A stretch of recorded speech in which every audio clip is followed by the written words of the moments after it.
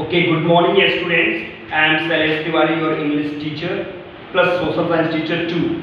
And students, today I am just going to deal a very important chapter of class 10, and the name of this chapter is Nationalism in India. So let's start, students. So students, in our previous classes we have already dealt the effect of First World War on Indian economy. हम लोगों ने deal कर लिया था कि आखिर first world war का effect हमारे इंडियन इकोनॉमी के ऊपर क्या पड़ा था, किस तरीके से वर्ल्ड वॉर ने सिचुएशन को क्रिएट किया, worst situation inside our country create किया, जिसके बाद हमारे देश के लोगों ने मूवमेंट एंड रिवॉल्यूशन करना शुरू करा। आज हम लोग को सेकेंड स्टेप पे चलना है, महात्मा गांधी की एंट्री करानी है हम लोग को। तो इसमें ध्यान देंगे हम लोग। तो मैंने बताया था स्टूडेंट किस तरीके से Mahatma Gandhi MG Mahatma Gandhi entered inside our country, entered into India from South Africa when entered into India in January 1915। तो मैंने बताया था कि 1915 में महात्मा गांधी की एंट्री हमारे देश में हो गई। ध्यान देना स्टूडेंट कि जब महात्मा गांधी हमारे देश में एंटर कर चुके थे, तो इससे पहले 1909 में 1909 में एक बुक लिखा था उन्होंने, जिस बुक का नाम था Hind Swaraj. Date students focus कीजिएगा, डेट इंपॉर्टेंट है आप लोग का। तो मैंने बोला कि 1909 में महात्मा गांधी ने एक बुक लिखा था Hind Swaraj. In that book Mahatma Gandhi declare, ये भी 3 नंबर का क्वेश्चन होता है कि what was the main objective of Hind Swaraj which was written by Mahatma Gandhi in 1909, then your answer will be what?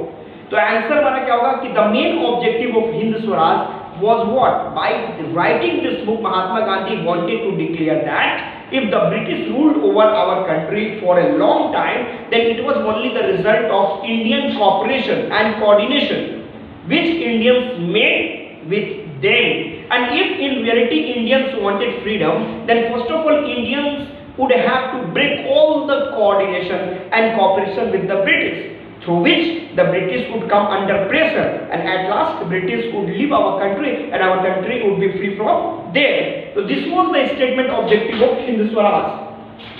लेकिन हमें बात करना है कि 1915 के बाद क्या हुआ।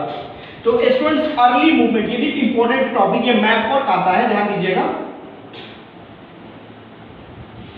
अर्ली मूवमेंट्स ऑफ एमजी कि महात्मा गांधी जब 1915 में हमारे देश में आए, तो टिल 1 ईयर ही visited different places and try to understand the situation of our country which was just created by the English.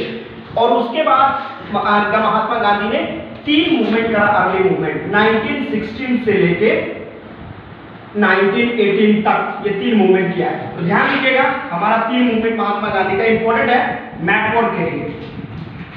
तो ध्यान देना है कि 1916, 1917 एंड 1918, ये 3 मूवमेंट उन्होंने महात्मा गांधी ने किए। तो 1916 का मूवमेंट गांधी ने कहां किया? तो चंपारण, नाम तो सुना ही होगा, हमारे बिहार में, चंपारण इन बिहार। सेकेंड 70 में खेड़ा इन गुजरात, और लास्ट आपका 18 का मूवमेंट अहमदाबाद।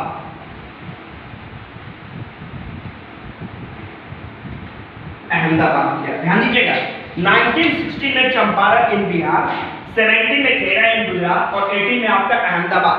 तो ये 3 अर्लियर मूवमेंट महात्मा गांधी के थे, और तीनों movement, twice movement got sufficient success, तीनों मूवमेंट सफल हुए गांधी के। खैर, अब अगला पॉइंट है कि तीनों के तीनों जो मूवमेंट गांधी के थे, ये तीनों मूवमेंट किस के ऊपर टिके हुए थे? ध्यान देना, ये सब टिके हुए थे सत्याग्रह।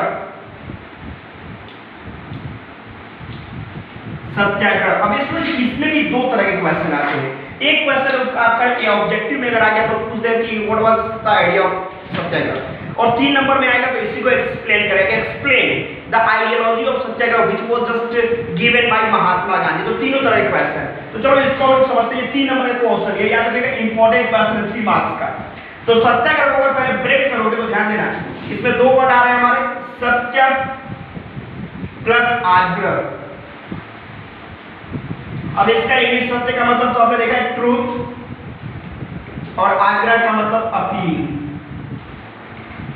और इसको अगर शॉर्ट में डिफिनेशन की तरफ लेके चले तो आपको देखने को मिलेगा कि to appeal for justice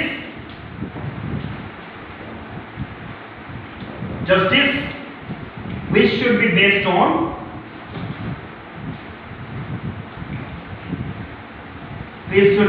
on truth and non-violence।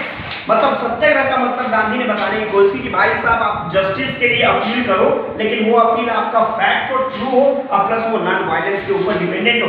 तो ये तो ऑब्जेक्टिव एक नंबर का क्वेश्चन हो जाएगा, तो आप लिख दोगे to appeal for justice based on truth and non violence. But if the question will carry 3 marks, then what will we have to write down, then get this answer। अगर ये 3 number का question पूछे कि describe the ideology of Mahatma Gandhi which was सत्याग्रह, तो आपको लिखना होगा कि this ideology was given by Mahatma Gandhi। According to this ideology, Mahatma Gandhi wanted to say that if your demand was true, then there was no need to use arms and muscles power against the oppressor। By appealing, by requesting, you could be capable to find out your own justice। तो महात्मा गांधी ने statement में दिया था कि भाई अगर आपका appeal सही है, अगर आप जिस चीज का डिमांड कर रहे हो वो डिमांड आपका सही है, तो there is no need according to Gandhi कि आपको कोई जरूरत नहीं है कि आप आर्म्स और मसल्स पावर का यूज करें, आप अपील और रिक्वेस्ट करके भी अपनी बातों को मनवा सकते हैं। तो ये 3 पॉइंट आपने आज देखा। मैंने आपको बताया कि एंट्री ऑफ महात्मा गांधी, हमारे देश में महात्मा गांधी जनवरी 1915 साउथ अफ्रीका से एंटर करते हैं। 1909 में गांधी ने हिंद स्वराज लिखा, जिस हिंद स्वराज में डिस्क्राइब करा कि भाई साहब अगर हिंदुस्तान अंग्रेजों का गुलाम रहा लंबे समय तक, तो ये क्यों? बिकॉज भारत के लोगों ने उनका सपोर्ट किया। अगर भारत के लोग उसको बॉयकॉट करना शुरू कर दें, वो स्लेवरी चेन को ब्रेक कर दें, तो क्लियर है कि British would come under pressure and at last hour country would be free from them. दूसरा मैंने earlier movement of Mahatma Gandhi बताया, तो वो मैं बोला 16 में चंपारण बिहार, 17 में खेड़ा इन गुजरात और 18 में अहमदाबाद। और तीनों का तीनों मूवमेंट सत्याग्रह के ऊपर टिका हुआ। सत्याग्रह को डिफाइन मैंने क्या किया था, to appeal for justice which should be based on truth and non violence. तो स्टूडेंट आज के लिए ये टॉपिक इंपॉर्टेंट आपने देखा, ये तीनों इंपॉर्टेंट टॉपिक है, ये 3 आपके मैप वर्क हैं। तो ये सब टॉपिक नेक्स्ट हम लोग बात करेंगे, रोल अटैक plus Jallianwala Bagh incident. Till that wait and watch.